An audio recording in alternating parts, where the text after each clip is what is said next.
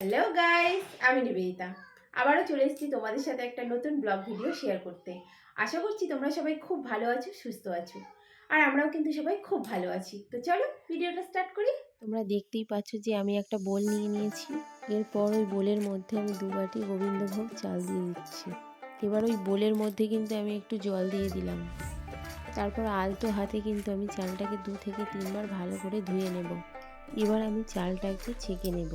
চালটা ভালো করে জল ঝরানো হয়ে গেলে এবার কিন্তু চালটাকে আমি শুকনো হওয়ার জন্য একটা প্লেটের মধ্যে আমি চালটাকে ঢেলে নিচ্ছি। তোমরা দেখতেই পাচ্ছ চালটাকে আমি একটা প্লেটে ঢেলে নিলাম। এবার চালটাকে আমি আধ ঘন্টার জন্য একটা ঢাকনার সাহায্যে ভালো করে ঢেকে রেখে দেব। এরপর একটা বোলের মধ্যে আমি কাজু কিশমিশ ভিজিয়ে রাখলাম। এরপর গ্যাসের উপরে একটা বাটি বসিয়ে গ্যাসটাকে অন করে নিলাম। এরপর বাটিটা গরম হয়ে গেলে তারপর এর মধ্যে আমি 2 চামচ কিন্তু ঘি অ্যাড করলাম। তারপর একটু ভালোভাবে নেড়ে নিলাম। এরপর ঘিটা ঠান্ডা হয়ে গেলে এরপর এর মধ্যে আমি হলুদ অ্যাড করে ভালো করে কিন্তু গুলে নেব। তারপর ওই শুকনো হওয়া চালের মধ্যে আমি মিশ্রণটা ভালো করে ঢেলে দেব। পর আমি এর মধ্যে অ্যাড করব 2 চামচ আদা বাটা। তারপর একে একে আমি এর মধ্যে পরিমাণ মতো নুন অ্যাড করব। তারপর একটু গরম মশলা ছড়িয়ে নেব। এরপর আমি সব উপকরণ ভালো করে মাখিয়ে নেব। এর সাথে মশলাটা ভালোভাবে মেশার জন্য আমি 15 মিনিট রেখে দেব। এরপর আমি লাইটারের সাহায্যে গ্যাসটা অন করে নেব। তারপর একটা ননস্টিকের কড়া বসিয়ে নিয়ে এর মধ্যে আমি একটু ঘি অ্যাড করে ভালোভাবে ঘিটা আমি নেড়ে নেব। এরপর আমি কড়ার মধ্যে কাজু বাদাম দিয়ে ভালো করে নাড়তে থাকবো। বাদামটা হালকা লাল লাল করে ভাজা হয়ে গেলে আমি তাতে কিশমিশ অ্যাড করব। এরপর ওগুলোকে কড়া থেকে তুলে নিয়ে এরপর আমি কড়ার মধ্যে আরেকটু ঘি অ্যাড করব। এরপর আমি এতে একে একে তেজপাতা, এলাচ, লবঙ্গ, দারচিনি অ্যাড করব। এরপর কড়াইতে আমি মেশানো চালটা পুরো ঢেলে দেব। এরপর সব উপকরণগুলো আমি ভালোভাবে নেড়ে নেব। এরপর চাল নেওয়ার বাটি মাপ করে 2 বাটি চালের জন্য আমি 4 বাটি জল অ্যাড করব। তো আমার পুরাতন চাল ছিল তাই আমি আরও 1 বাটি জল কিন্তু অ্যাড করলাম। এরপর ভালোভাবে নাড়াচাড়া করে নিয়ে আমি স্বাদ মতো নুন দিয়ে দিলাম। এরপর পরিমাণ মতো চিনি অ্যাড করে ভালোভাবে নাড়াচাড়া করে নিতে হবে।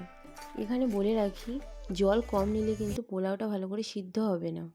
আবার যদি তোমরা বেশি জল নাও তাহলে চালটা কাদা হয়ে যাবে। লবঙ্গ দিয়ে ছিদ্রটাকে বন্ধ করে দিলাম। কিছুক্ষণ পর ঢাকনা খুলে তাতে ভেজে রাখা কাজু কিশমিশ অ্যাড করব। এখানে গ্যাসের ফ্লেম আস্তে করে দিয়ে কিন্তু পুরো রান্নাটা আমাদের করতে হবে। এরপর 4-5টা চেরা কাঁচা লঙ্কা দিয়ে দিলাম।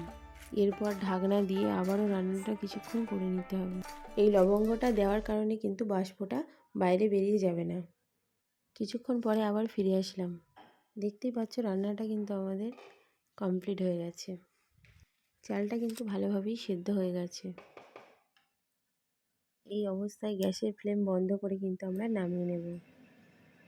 ঠান্ডা হয়ে গেলে বাসন্তী পোলাওটা কিন্তু আরও ঝরঝরে হয়ে যাবে। এটা খেতে কিন্তু দারুণ লাগে। তাহলে চলো নেক্সট রেসিপিটায় যাওয়া যাক। মাটন ম্যারিনেট করার জন্য আমি শিলনোড়ায় আদা রসুন বেটে নিচ্ছি। শিলনোড়ায় বাটলে কিন্তু দারুণ টেস্ট হয়। এরপর একে একে মাটনের মধ্যে আমি আদা রসুন পেস্ট, তারপর সব রকমের গুঁড়ো মশলা আমি দিয়ে দিলাম। এরপর আমি একটু সর্ষের তেল দিয়ে দেব। তারপর মাটনটাকে ভালো করে মাখিয়ে 15 মিনিটের জন্য রেখে দেব। এতে তোমরা চাইলে টক দইও অ্যাড করতে পারো। এরপর আমি লাইটার দিয়ে কিন্তু গ্যাসটাকে অন করে নেব। তারপর একটা কড়াই বসিয়ে নেব। কড়াটা গরম হয়ে গেলে আমি পরিমাণ মতো তেল দেব। এরপর আমি কেটে রাখা আলুগুলো তেলের মধ্যে দিয়ে দেব। এরপর একটু নুন দিয়ে দেব। এবার একটু নাড়াচাড়া করে নেব। কিছুক্ষণ পরে আমি সামান্য পরিমাণে হলুদ দিয়ে ভালো করে কিন্তু নাড়াচাড়া করে নেব। এবার কিন্তু আলুগুলো দেখতে পাচ্ছ যে লাল লাল হয়ে গেছে। এবার আমি কড়া থেকে একে একে আলুগুলোকে একটা বাটির মধ্যে তুলে নেব। আর এখানে কেটে রাখা পেঁয়াজ, লঙ্কা, বিভিন্ন রকমের গরম মশলা নিলাম। তেলের মধ্যে 5 ফোড়ন দিয়ে দিলাম। এবার একটু নাড়াচাড়া করে নিয়ে তেজপাতা, শুকনো লঙ্কা, দারচিনি, এলাচ, লবঙ্গ, চিড়ে রাখা কাঁচা লঙ্কা, কুচানো পেঁয়াজ দিয়ে ভালো করে নাড়াচাড়া করে নেব। এরপর এর মধ্যে সামান্য একটু নুন দিয়ে আরও কিছুক্ষণ ভালোভাবে নাড়াচাড়া করে নেব। পেঁয়াজটা একটু লাল লাল করে ভাজা হয়ে গেলে আমি এর মধ্যে ম্যারিনেট করা মাংসটা দিয়ে দেব। এবার একটা থালার সাহায্যে আমি মাংসটা ঢাকা দিয়ে রান্না করে নেব। এই সময় গ্যাসের ফ্লেমটা কিন্তু একদম লো থাকবে। এইভাবে 5 মিনিট অন্তর অন্তর মাংসটা নেড়ে নেব। এইভাবে কিন্তু আধ ঘন্টা মাংসটা আমাদের কষে নিতে হবে। দেখতেই পাচ্ছ ঢাকনা খুলে আমি মাংসটাকে কিন্তু ভালোভাবে নাড়াচাড়া করে নিলাম। আবারও ঢাকনা দিয়ে আমি মাংসটাকে ভালো করে রান্না করে নেব। এরপর ঢাকনা খুলে আমি আবারও ভালোভাবে নেড়ে নেব। এইভাবে রান্না করলে কিন্তু মাংসটা খুব তাড়াতাড়ি গলেও যায় আর খেতেও কিন্তু দারুণ হয়। তোমরা কিন্তু অবশ্যই বাড়িতে একবার ট্রাই করে দেখতে পারো। 15 মিনিট পরে কিন্তু আমি ভেজে রাখা আলুগুলোকে মাংসের মধ্যে ঢেলে দেব। আবারও আমি ভালো করে নাড়াচাড়া করে নিয়ে ঢাকনা দিয়ে মাংসটাকে হতে দেব।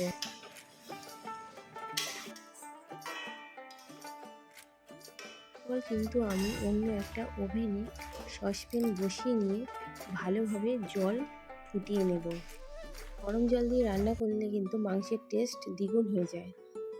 এরপর আধ ঘন্টা ভালোভাবে কষার পরে আমি ঢাকনা খুলে মাংসটাকে নেড়ে চেড়ে নিলাম। এবারে জল দিয়ে মাংসটা আধ ঘন্টা হালকা আঁচে ফুটতে দেব। তোমরা কিন্তু চাইলে মাংসের মধ্যে টমেটো, ধনিয়া পাতা এগুলো অ্যাড করতে পারো। এবারে আমি ঢাকনা খুলে দেখি মাংসটা কিন্তু আমাদের অলমোস্ট রেডি হয়ে গেছে। এরপর কিন্তু আমি গরম মশলার গুঁড়ো আর মিট মশলার গুঁড়ো দিয়েছিলাম। এবারে নুন ঝাল টেস্ট করে কিন্তু আমি মাংসটাকে অন্য একটা বোলে ঢেলে নেব। এবারে আমি গ্যাসের ফ্লেমটা বন্ধ করে দেব। তাহলে দেখতেই পাচ্ছ যে আমি মাংসটা কিন্তু কড়া থেকে একটা বোলে ঢেলে নিলাম। দেখতেই পাচ্ছ আমাদের মাটন কষাটা কিন্তু রেডি হয়ে গেছে। আমি সুন্দর করে কিন্তু একটা প্লেটে সাজিয়ে নিলাম। চলো আমার দাদাকে দিয়ে টেস্ট করাই।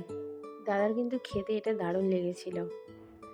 ওর মুখের এক্সপ্রেশন দেখে তোমরা বুঝতেই পারছো। বাসন্তী পোলাওয়ের সাথে মাটন কষা কিন্তু একদম জমে ক্ষীর হয়ে গেছে। এটা আমাদের বাঙালির কাছে কিন্তু একটা ইমোশন। আমার এই রান্নার রেসিপিটা যদি তোমাদের ভালো লেগে থাকে তো প্লিজ লাইক, শেয়ার, সাবস্ক্রাইব করে দিও আমার চ্যানেলটাকে। সবাইকে দিয়ে কিন্তু আমিও খেতে বসে পড়লাম, দেখতেই পাচ্ছ। তো চলো দেখা হচ্ছে নেক্সট ভিডিওতে। ততক্ষণের জন্য টাটা।